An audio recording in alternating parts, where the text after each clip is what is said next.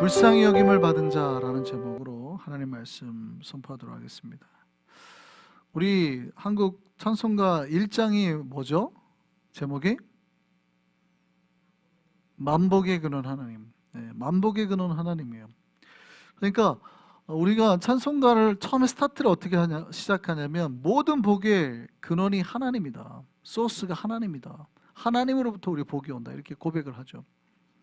그러니까 신자들은 무엇 생각하고 사는 사람이냐면 하나님께서 복 그 자체시고 하나님께서 주시는 복으로 우리가 복을 누리는 사람들입니다. 이거를 찬양하고 고백하면서 사는 사람들이라는 거죠. 신앙생활도 똑같아요.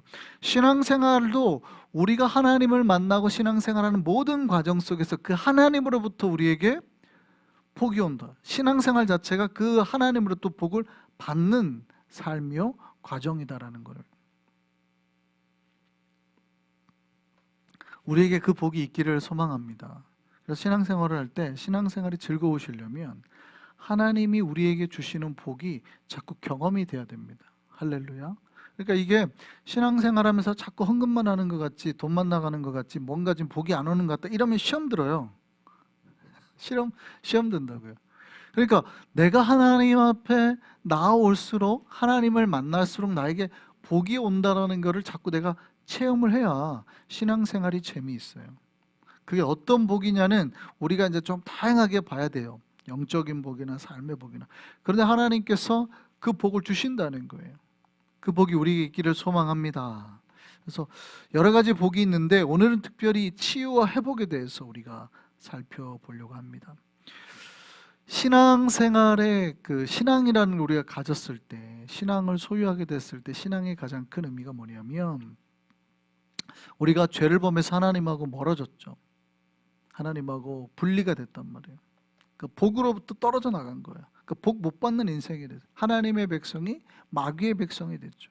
아예 복하고는 그냥 관계없는 인생이 됐어요. 근데 신앙이라는 건 뭐예요? 다시 마귀의 자녀였던 우리를 뺏어서 하나님의 자녀로 다시 입양을 시키는 거란, 찾아오는 거란 말이죠. 우리가 복의 백성이 됐어요. 회복하게 된 거예요. 상실하게 됐다. 하나님으로부터 원래 복받도록 되었던 거, 뺏겼던 거를 다시 회복하게 되는, 이게 신앙생활이에요. 신앙생활. 그래서 우리가 잃어버렸던 거를 찾는 거죠. 창세기의 첫 장에는 하나님의 잃어버린 형상, 혹은 하나님께서 우리에게 주신 은혜, 이런 것도 우리가 잃어버렸단 말이에요. 하나님 몰랐을 때, 우리가 죄의 상태에 있었을 때, 마귀의 자녀로 살 때 우리가 그런 것들을 다 하나님의 은혜며 뭐며 다 한 번도 경험해보지 못하고 막 살았단 말이죠. 그런데 신앙생활 했다는 거는 그걸 이제 다 회복했다는 거예요. 다 내 거 만들었다는, 하나님의 형상도 내 거, 하나님의 은혜도 내 거, 하나님의 복도 내 거. 할렐루야. 믿으시기를 바랍니다. 그러려고 하나님 우리를 부르신 거예요. 그래서 특별히 우리가 신자는 하나님 앞에서, 그래서 항상 뭐를 경험해야 되냐면 치유와 회복을 경험해야 돼요. 나음을 경험해야 돼요. 나음. 치유와 회복. 따라하시죠. 치유와 회복. 하나님이 우리에게 약속하신 게 있어요. 약속하신 게 뭐냐면 하나님을 경외하는 자들. 우리가 이제 나와서 찬양했잖아요. 하나님을 경외한 거죠. 워십한 거죠. 이렇게 우리가 하나님 앞에 워십할 때 하나님을 이렇게 경외하는 자들에게, 하나님을 높이는 자들에게 하나님께 뭘 약속하셨냐면 바로 치유의 강선을 주실 거다, 이렇게 약속하셨어요. 말라기 4장 2절 말씀 한번 보시죠. 같이 한번 읽겠습니다. 시작. 내 이름을 경외하는 너희에게는 공의로운 해가 떠올라서 뭘 비춰요? 치료하는 광선을 비추리니. 누구에게? 하나님을 경외하는 너희에게. 딱 조건이 그거예요. 하나님을 경외하는 너희에게 내가 하나님께서 치유의 강선을, 하나님을 높이는 자에게, 하나님의 이름을 경배하는 자에게, 하나님의 이름을 칭찬하는 자에게, 존경하는 자에게 하나님께서 치료하는 광선을 주신대요. 그래서 우리가 어떻게 된대요? 막 생명이 막 뛰는 어린 양 송아지 같이 뛴다는 거예요. 생명력이 넘쳐난다는 거죠. 회복이 된다는 거예요. 우리가 하나님을 경외하면 하나님께서는 의로운 공의해, 정의로운 해, 그거를 갖다 우리에게 비춰주셔서 우리에게서 죄를 없애시고 부정을 없애시고 또 우리 약한 거를 강하게 만드시는 그 치료의 강선이 이 밤에 우리 각 사람에게 비추기를 바랍니다. 우리 안에 죄가 있습니까? 그 빛으로 죄가 사라지기를 소망합니다. 우리 안에 부정한 것이 있습니까? 그 빛으로 부정한 것이 사라지고 우리가 거룩하게 다시 회복되기를 원합니다. 우리 안에 약하고 아프고 병든 게 있습니까? 그 빛으로 치유함 받고 건강해져서 정말 막 외양간에서 뛰쳐나온 성아처럼 우리가 뛸 수 있기를 바랍니다. 그 복을 누리시라는 거예요. 할렐루야. 그 복을 누가 누리냐? 그 복을 누가 누리는 거예요? 이게 중요하죠. 자, 여기까지는 우리가 신앙생활할 때 많이 듣는 거예요. 분명히 하나님을 믿으면 이런 게 있다. 이건 우리가 다 알아요. 근데 문제는 항상 제가 말하지만 이 복이 누구에게 오느냐예요. 예수를 믿으면 구원받는다. 이건 뭐 예수가 모든 인류를 구원하신다. 이거는 명제잖아요. 대명제. 이거는 다. 근데 이게 누구에게 오느냐? 하나님을 믿으면 복을 받는다. 이거는 다 명제예요. 누구에게나 다 있는 거예요. 근데 그 복이 나한테는 안 오잖아요. 그렇죠? 희한하단 말이에요. 그러니까 누가 그 복을 받냐? 누가 그 치료를 붙잡냐? 이게 중요한 거예요. 그러니까 우리가 말씀을 들을 때 잘 기억하셔야 돼요. 그 말씀을 딱 들으면 아멘 할 게 아니라 그 말씀에서 그럼 듣는 사람 중에 누군가는 그 복을 받는 방법을 취하는 사람, 그러면 그게 내 거가 되는 거고, 그것 중에서 다 그냥 끄떡거려. 목사님 좋은 말씀입니다. 좋은 말인 건 다 알죠. 뭐 제가 나쁜 말 하겠어요? 여러분 지옥 가는 말 하겠냐고요? 다 좋은 말 하지. 다 좋은 말 하지.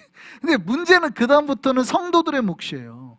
잘 듣고 난 다음에 그러면은 저를 통해서 하나님께 주신 메시지 중에서 내가 어떻게 하면 저걸 취해서 내 걸 만들 건가? 내가 복을 받을 건가? 그거를 딱 잡는 신자는 복을 받고, 그거를 안 잡고 그냥 목사님 좋은 말씀입니다 하고 가신 분들은 그냥 끄떡거리고 간 거예요. 복은 안 와요. 그냥 하나님 계십니다 이러고만 가신 거죠. 그냥 예수님이 우리를 예수님이 죄인을 구원하시기 위해 십자가에 달리셨답니다. 오케이. 나하고는 아무 관계가 없는 거예요. 그러면은 신앙은 어떤 터치도 나한테 일어나지 않아요. 우리 삶에 어떠한 복도 일어나지 않아요. 그러니까 여기까지 머무는 신자들이 너무 많으시기 때문에 제가 드리는 말씀이에요. 중요한 건 그거예요. 누가 그 복을 받는가. 이제 오늘 본문을 통해서 그거를 찾아내시는 분, 복을 쟁취하게 될 줄 믿습니다. 첫 번째, 나오는 자입니다. 나오는 자.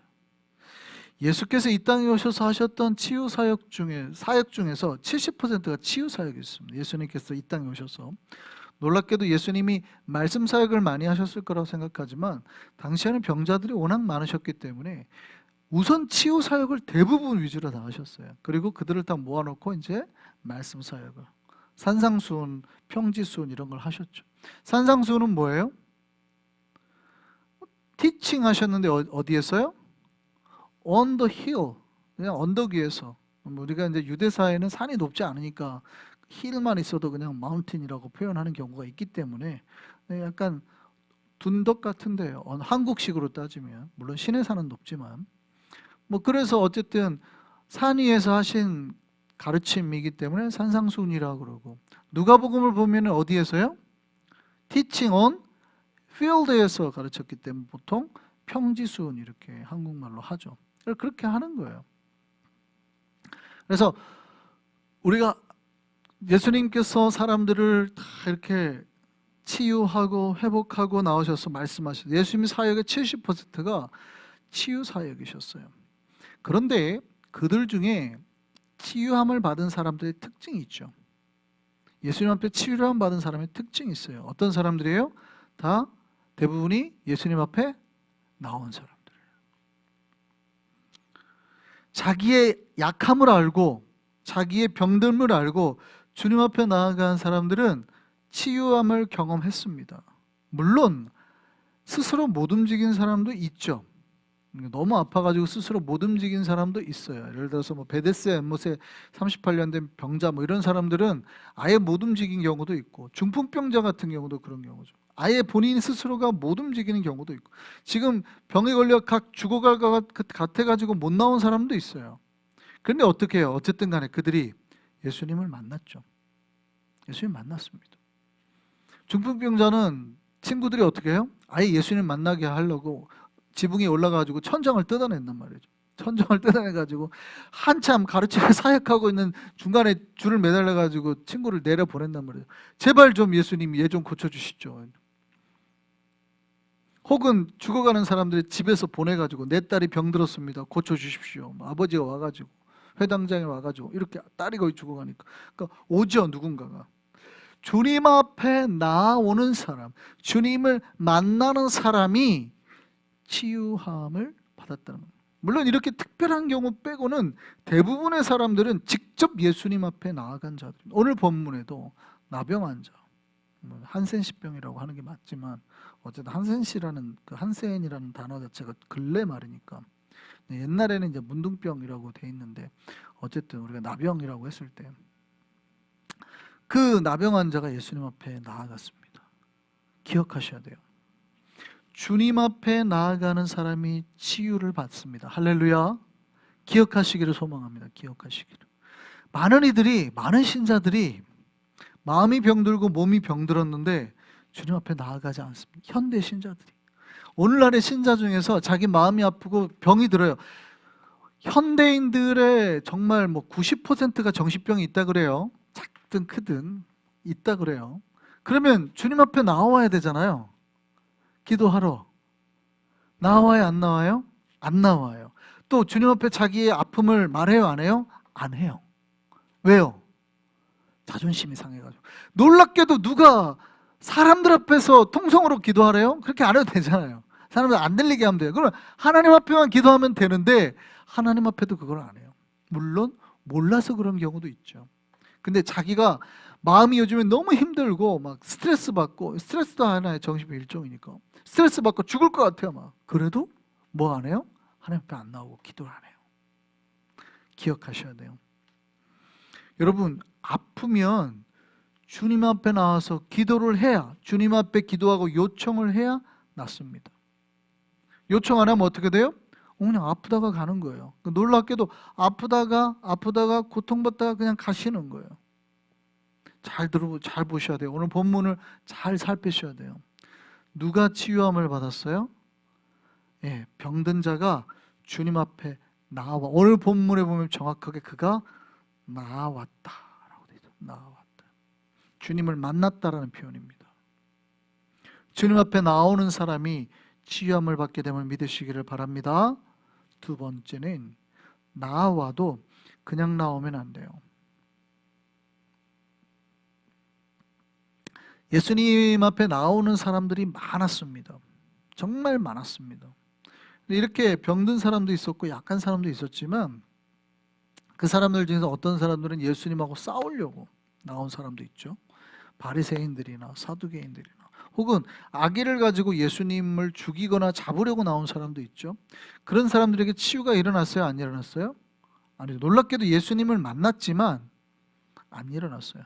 누구에게 하나님의 은혜가 복이 전해지냐면 겸손한 자에게. 여러분, 주님 앞에 나올 때는 겸손하게 나와야 돼요. 오늘 본문에 나병한 자가 이렇게 나왔다고 되어 있습니다. 주님 앞에 나갈 때 꿇어 엎드렸대요. 그의 앞에 꿇어 엎드렸다는 거예요. 완전히 펄썩 진짜 낮아졌다는 거예요. 유대사에서는 아무한테나 꿇지 않죠. 아무한테나 절대 꿇지 않죠. 인사도 잘 안 한단 말이죠. 그러니까 하만이 에스더에서 보면 인사 안 했다고 죽잖아요. 물론 죽는 게 아니라 사형대에 매달리려고 하만이 하잖아요. 모르드게를. 그러니까 꿇어 엎드렸다는 것은 완전히 철저하게 낮아졌다는 거예요. 유대인들이 무릎 꿇을 때는 언제 무릎 꿇어요? 기도할 때. 기억나세요? 예레미야가 어떻게 기도했대요? 머리를 무릎 사이에 넣고 완전히. 그러니까 정말 이는 하나님 앞에 나오는 걸로 알고 나온 거예요. 예수님 앞에. 정말 꿇어 엎드려서 예수님 아니면 안 됩니다. 그러니까 진짜 철저하게 낮아진 거죠. 여러분, 기도받으러 나오시고 하나님 앞에 나올 때는 그렇게 나오시는 거예요. 목사님 기도해 주시려면 기도해 주시고. 낫겠습니까? 안 낫겠습니까? 이게 주님께서 다 아세요. 우리의 내면을. 여러분, 주님 앞에 나올 때 겸손함으로 나와야 됩니다. 저는 예전에 한국에서 목회를 하면서 이제 치유기도 해달라고 나오신 분들이 있어요. 뭐 기도해달라고, 또 이제 본인 의지는 아닌데 환우가 막 옆에 분들이 이제 집사님들이 막 권사님들이 목사님. 근데 그렇게 나온 사람들 딱 보면 알죠. 목사가 딱 보면 저 사람이 진짜 기도받고 싶은가 아닌가. 마음이 딱 닫혀 있어요. 물론 마음이 닫혀 있는 분들 중에서도 역사가 일어나는 경우는 있었던 것 같습니다만 대부분 안 일어나죠. 잘 안 일어납니다. 우선 그 마음속에 전혀 뭐 굉장히 귀찮아하기도 해요. 아, 빨리 가시라고. 이렇게 막 표정에서도 다 아유, 그러니까 어쩔 수 없기 때문에 기도 빨리 어떻게 이렇게 하시는 분들이 있어요. 뭐 교만하죠. 말에서도 막 태도에서도 막 이런. 역사가 일어날까요? 안 일어날까요? 안 일어나요. 예수님도 마찬가지죠. 예수님도 고향에 가가지고는 거의 몇 가지 사역 말고는 거의 안 하셨죠. 왜요? 안 믿으니까. 야, 너 목수집 아들이잖아. 그 집 아들 내가 다 아는데 너 어디 와가지고 그래요. 이동원 목사님이 본인 교회 나중에 모교회 가가지고 굉장히 힘들었다고 그러죠. 큰 교회 하셨는데도 모교에서 동원이 왔니? 이러더라고요. 동원이 왔니? 이동원 목사님. 그러니까 나중에 한 주가 나중에 목사가 돼가지고 만약에 왔을 때 힘들 수 있어요. 목사님 보통 뭐 그렇게 안 하고 한 주 이렇게 할 확률이 높죠. 예수님이 딱 그랬다는 고향에 갔는데 자기 고향에 갔는데 야, 너 누구네 집 아들이잖아. 뭐 어디서 네가 이러고 있더라는 거죠. 그러니 역사가 일어나요, 안 일어나요? 놀랍게 안 일어나요. 고향에서 한두 군데 몇 명만 하고 그냥 다른 데 다르게 가셨어요. 여러분, 주님 앞에 나올 때 놀랍게도 누가 보기 분명히 예수님께 나오면 치유가 있죠. 예수님께 나오면 치유가 있고 회복이 이거는 명제예요, 그냥. 그런데 다 받냐고요? 아니요. 놀랍게도 고향 사람들은 못 받았어요. 희한하죠? 예수님 앞에 나오면 다 받는다면서요. 다 받아요. 예수님 앞에 나오면 치유받고 용서함 받고 뭐 마음이 회복되고 다 된다면서요. 돼요. 그런데 누구는 받고 누구는 못 받고. 굉장히 중요해요. 오늘 말씀. 주님 앞에 나오는데 겸손함을 가지고 나온 사람이 은혜를 받고 치유함을 받고 회복이 되는 겁니다. 할렐루야. 세 번째입니다. 세 번째는 믿음입니다. 믿음이 있는 자가 치유와 회복을 경험합니다. 오늘 나병 환자가 예수님께 이렇게 간구합니다. 원하시면 저를 깨끗하게 하실 수 있습니다.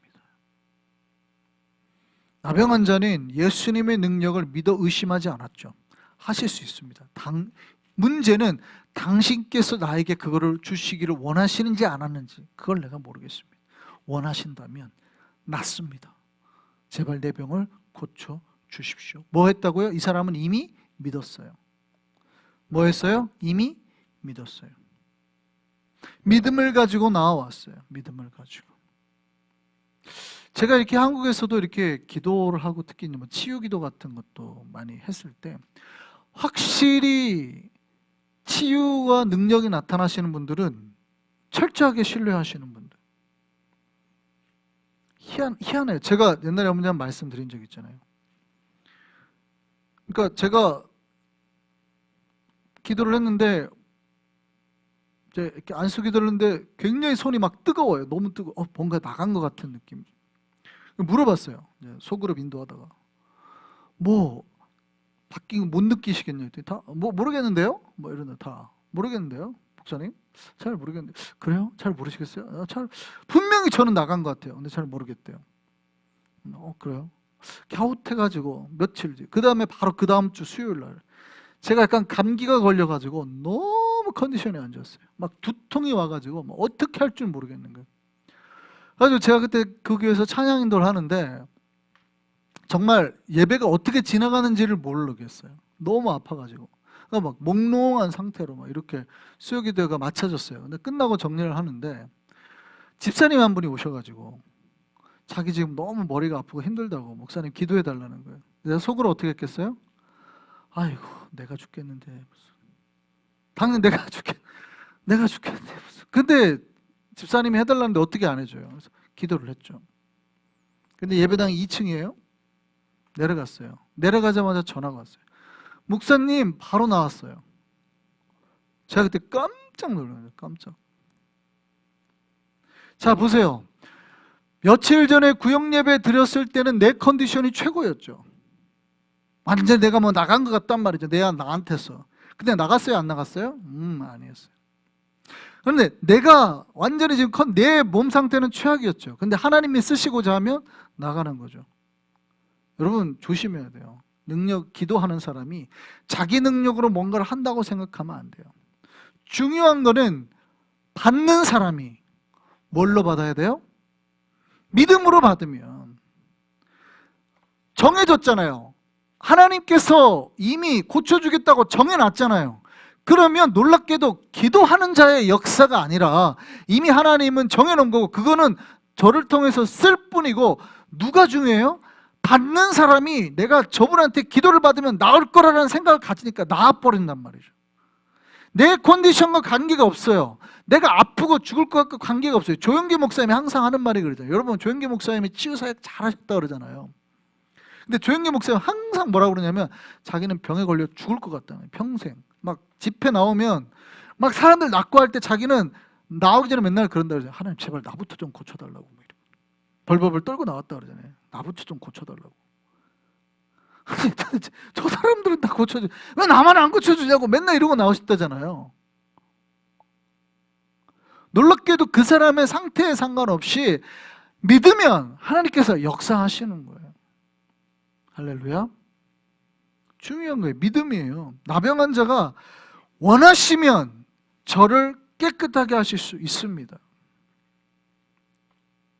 예수님께서 뭐라고 그래요? 내가 원하노니 깨끗함을 받으라. 그 즉시 깨끗해졌다.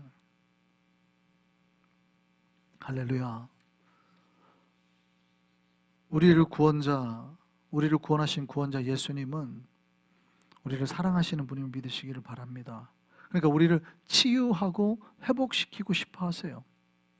그러니까 예수님은 정말 우리를 끊임없이 치유하고 회복시키기를 원하세요. 우리의 마음의 상처나 영혼의 상처나 몸의 아픈 것들도 끊임없이 치유하기를 원하세요. 그 예수님을 믿고 의지하고 나아가서 기도하시면 주님께서 우리에게 오늘날에도 동일한 역사를 일으켜 주신다는 거죠. 예수께서 얼마나 우리를 사랑하셨는지, 그들을 사랑하셨는지 오늘 본문에 등장합니다. 예수님의 감정과 예수님의 행위가 모두 드러나는 장면. 오늘 예수께서 그를 낫게 하실 때, 나병 환자를 낫게 하실 때 그를 보시고 이렇게 했대요. 불쌍히 여기서. 예수님 마음이 어떻게 돼요? 불쌍히 여기서. 예수님의 감정 상태, 예수님의 내면 상태에 대해서 예수께서 그를 불쌍히 여기셨다. 여기 불쌍히 여겼다는 헬라어가 스플랑크니조마이라는 뜻인데 원래 이 말은 인간의 내장을 뜻하는 거예요. 우리의 내장을 뜻하는. 근데 이 내장이 뭐예요? 인간이 고통을 받았을 때 마치 어떤 말을 해요? 이 내장이 끊어지는 것 같다는 거죠. 그래서 우리가 그걸 단장의 고통이라고 그러잖아요. 옛날 중국 고사성어에 원숭이가 새끼가 이렇게 떨어져 가지고 새끼를 배에서 이제 가니까 어미 원숭이가 막 쫓아오다가 막 죽었는데 배를 갈라 보니까 다 이렇게 내장이 끊어져 있다 그랬잖아요. 그래서 우리가 그걸 단장의 고통이라고 말하죠. 똑같은 거예요. 성경에도 예수께서 병자들을 예수님 앞에 나온 그 병자를 봤을 때 그의 내장이 끊어진 것 같은 고통을 느끼셨다는 거예요. 불쌍히 여겼다는 말은 다시 불쌍해 이게 아니라 정말 고통스러워하셨다는 거예요. 고통스러워요. 관심사.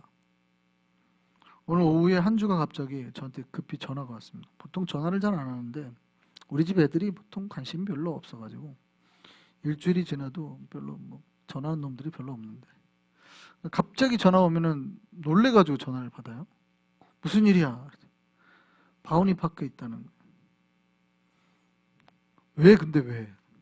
갑자기 거기 앞에서 파크 다니다가 가다가 거북이 요만한 걸 한 마리를 새끼 요만해요. 새끼 거북이를 봤다는 거예요.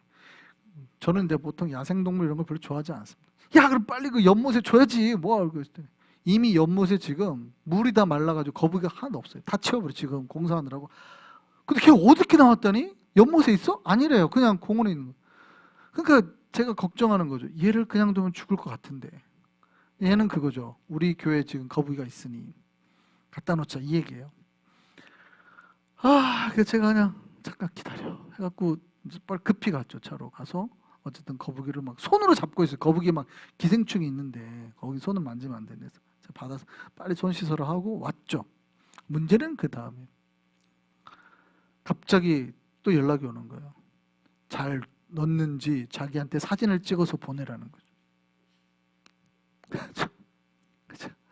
알았어 하고 이제 사진을 찍었어요. 그때 옆에 있던 김 목사님이 사진보다는 동영상을 찍어주시는 게 더 확실할 것 같지 않을까 같습니다. 그래서 제가 동영상을 찍었어요. 그 동영상을 찍고 있는데 카톡이 그새 와요. 전화가 와요.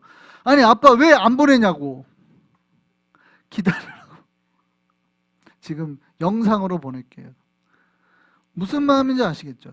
자기가 파크에서 발견한 거북이 한 마리라도 막 그 불쌍히 여기는 마음 있죠. 근데 예수님께서는 단순히 그런 불쌍히 여기는 마음을 훨씬 넘어서는 거예요. 훨씬 넘어서는 거예요. 이거는 지금 창자가 끊어지는 것 같은, 저를 보고 막 너무 진짜 가슴이 아파서 본인 스스로가 죽을 것 같은 그런 마음이었다는 거예요. 예수님의 내면이고 그다음에 예수님께서 하신 행위를 보면 알아요. 그 다음에 예수께서 사랑의 행위로 그에게 손을 내밀어서 그에게 대시면서 치유하셨다는 거예요. 목사님 그게 뭐가 문제입니까? 그렇게 말할 수 있어요. 그런데 이 사람의 병이 뭐라고요? 나병이라고요. 나병은 옛날 사람들은 전염된다고 생각했죠. 그리고 나병은 천형이라 그래가지고 뭐 서양이든 동양이든 똑같았습니다. 그러니까 하늘이 노에서 내리는 병이래요. 왜냐하면 치료제가 없거든요. 치료제가. 그러니까 하늘이 내리는 병. 왜냐면 무섭죠. 얼굴도 무너지고 막 코도 없어지고. 제가 한국에 있을 때 이제 소록도 아이들 데리고 가서 예배를 드린 적이 있어요. 굉장히 그때 소록도에 아시는 분이 있어서 소록도 안까지는 못 들어가는데 그때 우리가 어떻게 섭외가 돼서 소록도에 그분들하고 함께 예배를 드릴 수 있는 찬스가 됐어요. 제가 가기 전부터 막 설교하면서 애들한테 이놈들이 실수할까봐, 중학생 애들이었는데 실수할까봐 막 설교를 하고 갔는데 얘네가 너무 잘해요. 근데 그런 거죠. 근데 제가 봐도 좀 무서워요. 왜냐면 코가 없고 뭐 귀도 없고 손가락도 다 없고 잘리니까.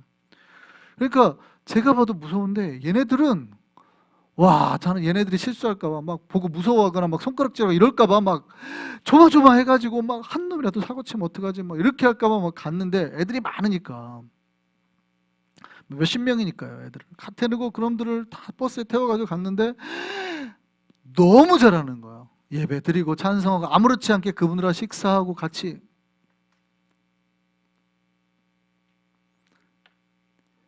고대 사회에는 이 나병이 천형이에요. 천형.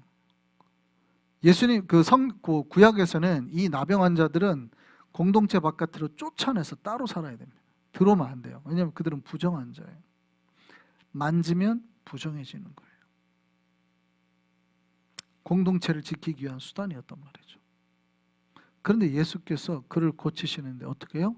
손을 대시고. 물론 여기에는 큰 의미가 있습니다. 예수님을 당시 사람들은 랍비로 생각해요. 선생님, 좋은 선생. 근데 예수님은 자기가 랍비가 아니라 누구라고 선포하시는 거예요? 하나님이라고. 메시아라고 선포하시는 장면이기도 해요. 그런데 그뿐만이 아니라 예수님이 그를 불쌍히 여기셔서 만지며 기도했다는 거예요. 사실은 두 가지 의미가 같이 있어요.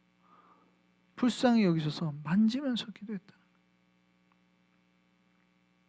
그렇게 안 해도 돼요. 그렇게 안 해도 되죠. 예수님은 보통은 그냥 말씀으로도 치료하신 경우가 많으니까, 고쳐서 말씀으로도 나을 거라. 혹은 병 들어가지고 있는데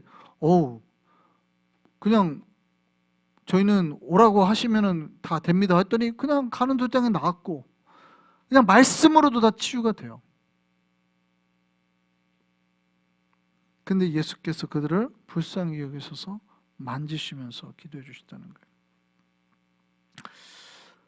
이 은혜가 우리에게 있었으면 좋겠습니다. 누가 복을 받는지, 사랑의 예수님을 의지해서 그분 앞에 나오는 사람, 겸손하게 믿음을 가지고 나와서 주님 앞에 무릎 꿇고 엎드리는 사람에게 복이 있어요. 여러분, 오늘 현대인들은, 이 세상을 살아가는 모든 사람들은 다 마음에 병이 있대요. 다 마음에 상처가 있대요. 다 마음에 아픔이 있대요. 힘듦이 있고 스트레스가 있고 죽을 것 같다는 거죠, 한마디로. 그러면 그런 힘든 사람이 주님 앞에 나와서 뭘 받아야 돼요? 긍휼하심을 받아야 돼요. 불쌍히 여김을 받아야 됩니다. 어떤 사람은 주님 앞에 나와가지고 막 괜찮은 척 한단 말이에요. 아, 예수님 됐고 내 차로 모시겠습니다. 이런 사람들이 간혹 있어요. 괜찮은 척을 해요. 아, 예수님 됐고 내가 식사 한번 대접하겠습니다. 목회자한테 나와가지고 기도받을 생각을 안 하고, 목사님 내가 밥 한번 사겠습니다, 이렇게 자기를 포장을 해요. 괜찮으세요? 아, 괜찮아요. 아, 목사님 밥 한번 제가 살게요. 괜찮은 척을 한단 말이에요. 내 마음이 상처고 힘들고 하면 겸손하게 그 주님 앞에 나왔으면 그 앞에 다 말을 해야 되거든요. 목사님 요즘에 힘듭니다, 기도해 주십시오. 그러면은 해결될 거를 괜찮으세요? 물어보면 괜찮아요 목사님. 아, 괜찮아요. 에이, 언제 밥이나 한번 먹죠, 이러고 간단 말이죠.